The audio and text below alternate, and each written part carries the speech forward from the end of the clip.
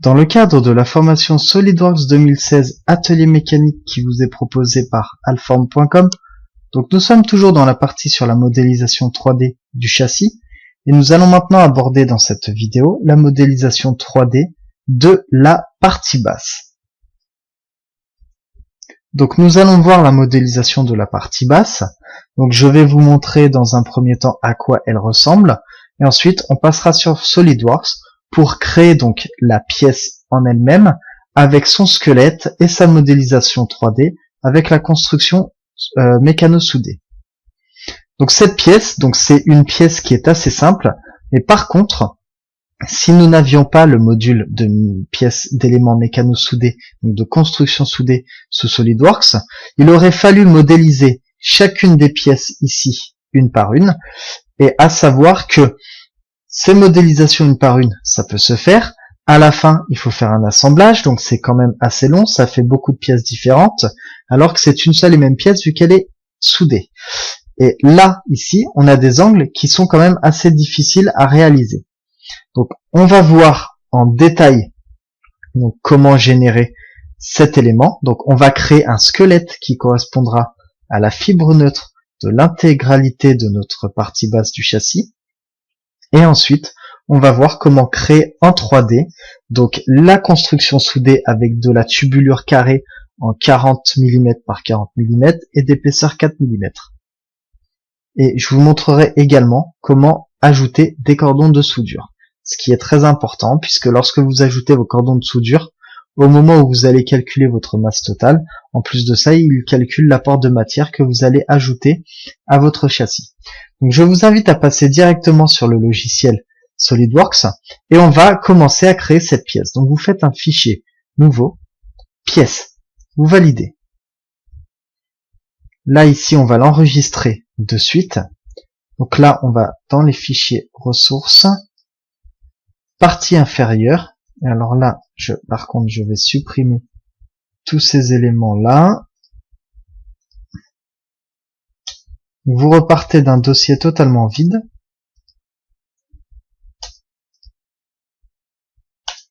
Voilà. Et vous allez l'appeler donc SolidWorks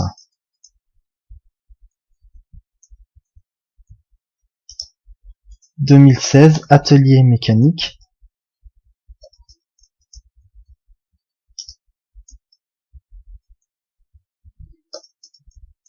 Partie inf. Alors vous pouvez également l'appeler partie basse, c'est comme vous le souhaitez.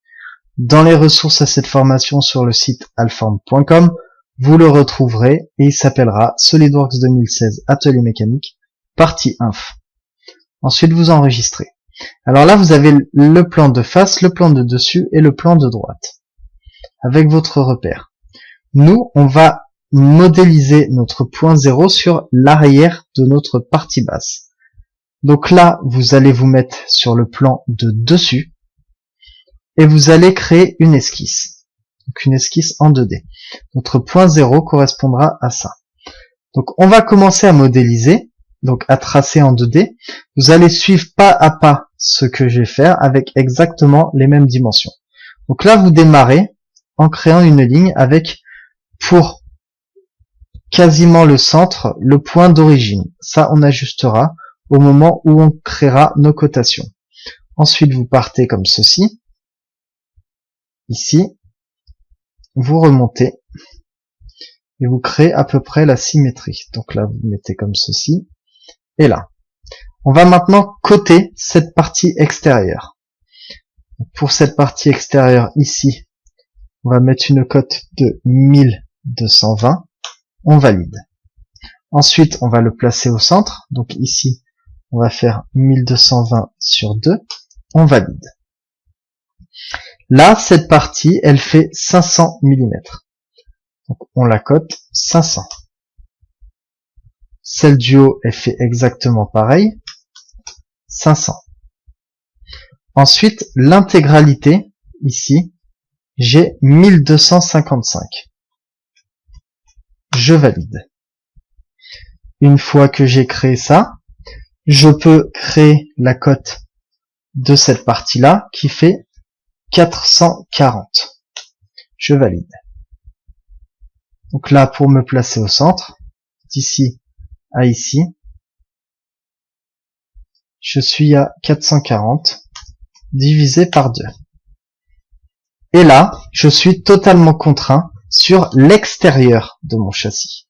Donc je peux déjà créer le châssis tubulaire de toute ma partie extérieure. Sauf que moi, j'ai des renforts. Alors, j'ai deux possibilités. Donc deux possibilités s'offrent à vous. Soit vous créez votre construction soudée de l'extérieur et ensuite vous ajoutez l'intérieur. Soit vous faites directement l'intégralité, comme on va le faire ici. Donc là, je valide ma cotation et je vais créer donc mes autres éléments. Donc d'ici à ici, j'ai une fibre neutre qui part. Alors là, il me met objet impossible parce que du coup, je me retrouve avec une cote en trop. Donc je sélectionne la cote en trop et je la supprime. Là, j'ai créé la partie centrale. Et maintenant, je vais créer mes deux parties que je retrouve ici. Donc là, je vais coter ces éléments. Donc d'ici à ici, j'ai 245.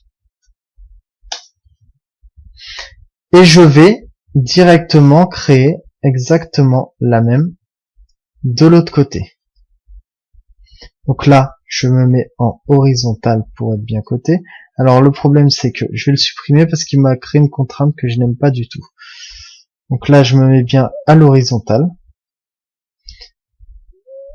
Donc horizontal, voilà. Et je vais créer ma cote. Donc exactement la même que de l'autre côté, à 245 mm. Je valide. Là, je valide ma cotation et j'ai l'intégralité de mon châssis sur la même esquisse. Donc maintenant, je vais sortir de mon esquisse et je vais voir comment générer la partie tubulaire de tout mon assemblage ici. Donc, à savoir que là, les parties intérieures seront des nouveaux groupes. Donc, je vais aller dans construction soudée, je fais éléments mécano soudés. Là, je me mets en type de tube carré et je vais prendre du 40 par 40 en épaisseur 4 mm. Là, je vais créer mon premier groupe, le premier groupe qui sera l'extérieur. Donc, je sélectionne toutes mes tubulures extérieures.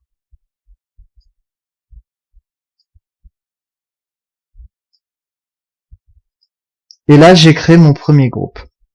J'ai la possibilité de valider et de créer une autre construction soudée pour l'autre partie. Sauf que si je crée une construction soudée différente, ici, j'aurai pas la possibilité d'avoir une jonction. Alors, regardez bien, ici, cet angle, et il est très difficile à avoir si vous faites... Alors, il faut passer par des calculs pour pouvoir obtenir cet angle. Donc, l'angle de découpe de ce tuyau-là, donc de ce tube, et l'angle de découpe de ce tube-là, avec la bonne jonction. Ça, c'est très difficile à avoir si vous faites les pièces une par une. L'avantage de la construction soudée que vous retrouvez sur SolidWorks, c'est qu'il vous le calcule automatiquement. Là, maintenant, on va créer donc un nouveau groupe. Ce nouveau groupe correspondra à cette partie-là et cette partie-là. Là, il va nous créer la bonne jonction. Et là, je vais recréer encore un nouveau groupe pour les autres parties. Et là, il me crée 3 tubes différents pour mes jonctions. Et là, il calcule bien les bonnes jonctions pour se mettre bien au centre. Vous voyez, il crée les bonnes découpes. Alors, j'aurais très bien pu, donc ici j'annule, j'aurais très bien pu faire l'inverse pour les parties intérieures. Sauf que la jonction, elle sera inversée. C'est-à-dire, ici, je vais créer mon premier groupe. Donc, je recommence.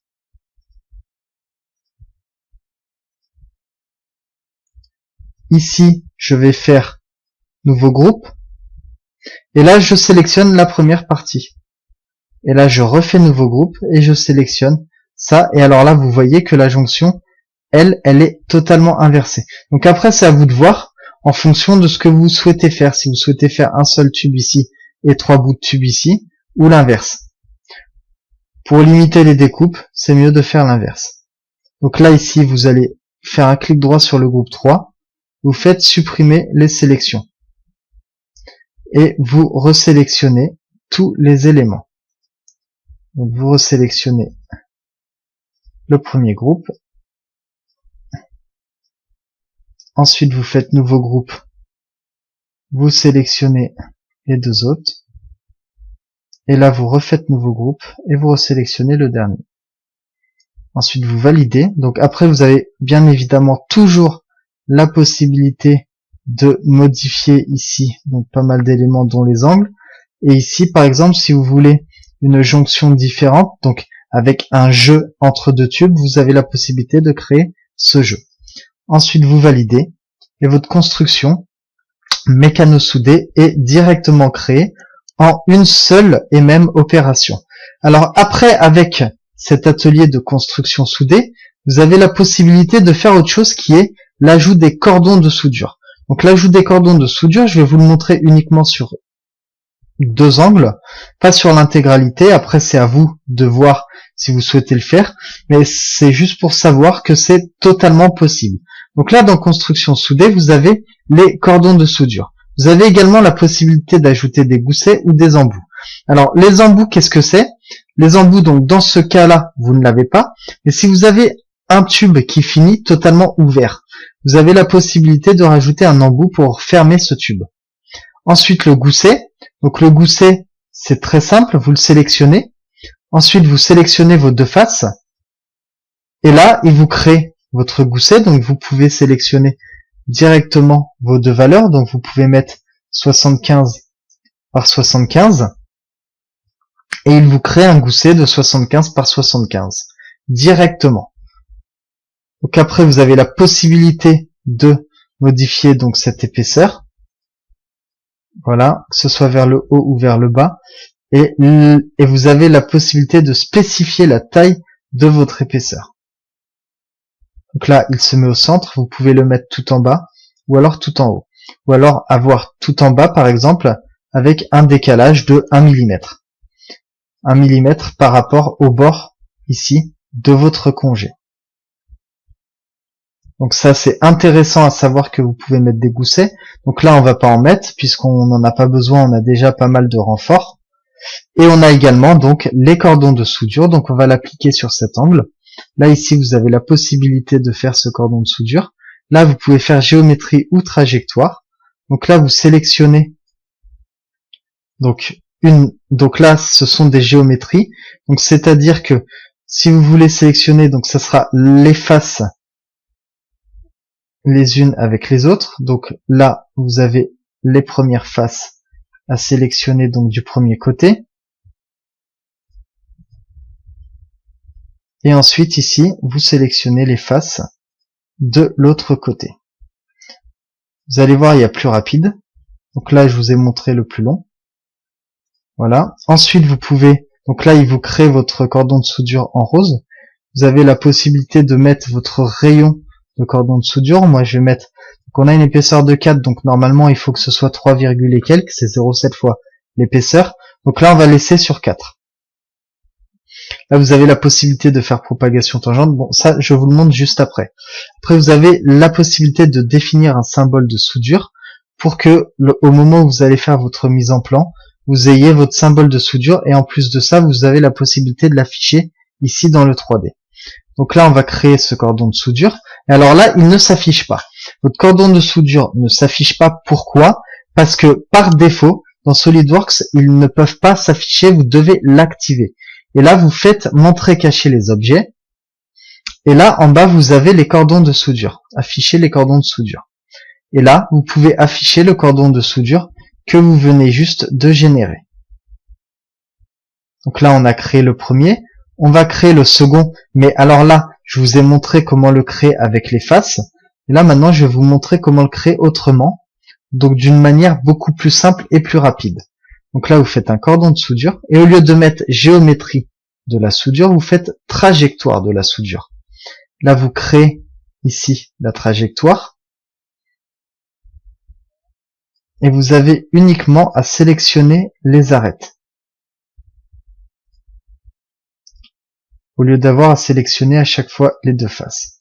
Donc vous sélectionnez les arêtes pour fermer votre contour. Comme ceci. vous avez la possibilité de rentrer la valeur. Bon, là, je vais mettre 3 mm, définir le symbole de soudure. Et là, donc, vous avez la possibilité de mettre un point de départ et un point d'arrivée. Et là, vous avez la possibilité d'avoir une soudure discontinue. Alors, qu'est-ce que c'est? Donc là, vous avez une soudure simple. Vous voyez? Vous pouvez revenir sur votre soudure, éditer la fonction, et là, vous avez la soudure discontinue. La soudure discontinue, c'est que vous avez une soudure ici. Donc là, vous avez longueur de soudure, vous pouvez mettre 5 mm avec un jeu entre deux de 10 mm, par exemple. Là, lorsque vous validez, vous obtenez une soudure discontinue, au lieu d'avoir une soudure totalement sur tout le contour. Donc là, pour revenir, vous cliquez sur votre soudure, clic droit, éditer la fonction. Et là, on va se revenir en soudure normale. Là, on va mettre 4 mm et on valide. Et là, on obtient exactement la même soudure que de l'autre côté, sauf que au lieu d'avoir sélectionné les faces d'un côté et ensuite les faces de l'autre, on a directement sélectionné l'arête. Ensuite, la petite subtilité. Alors là, ici, on sélectionne les arêtes pour votre cordon de soudure. Mais par contre, par exemple, pour ce type de soudure que vous aurez ici, vous n'avez pas la possibilité parce que vous voyez ici ce qui se passe, c'est que vous avez un trou. Donc ici, il faut faire un apport de matière. Donc c'est à ce moment-là que la fonction de cordon de soudure avec géométrie de la soudure, elle est utile. Vous sélectionnez votre première géométrie, qui sera celle-ci. Et ensuite, dans la seconde, eh bien vous sélectionnez tout votre contour.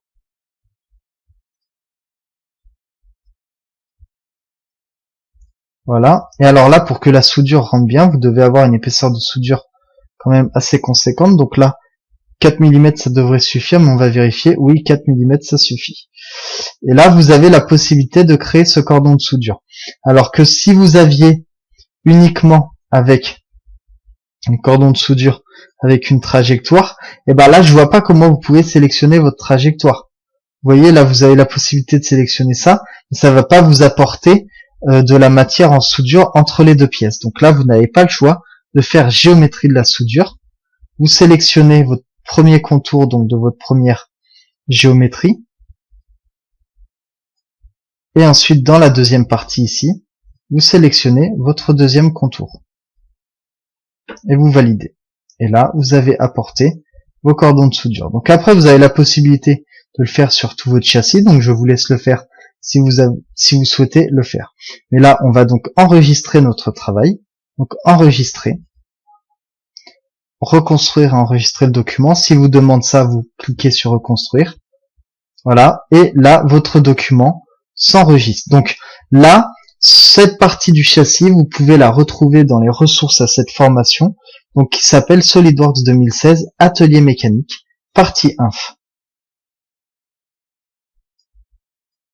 Donc dans cette vidéo, je vous ai montré la modélisation 3D des tubulures de la partie basse en partant de croquis. Donc on a tout simplement repris le croquis de cette partie basse que vous avez pu voir au tout début de cette vidéo.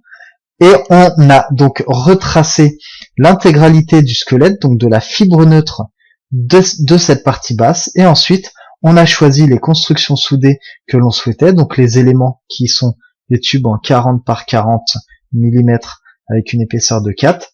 Et je vous ai montré dans quel ordre créer cette construction soudée. Et ensuite, à la fin de cette vidéo, je vous ai montré comment appliquer les cordons de soudure dans le 3D avec les fonctions correspondantes.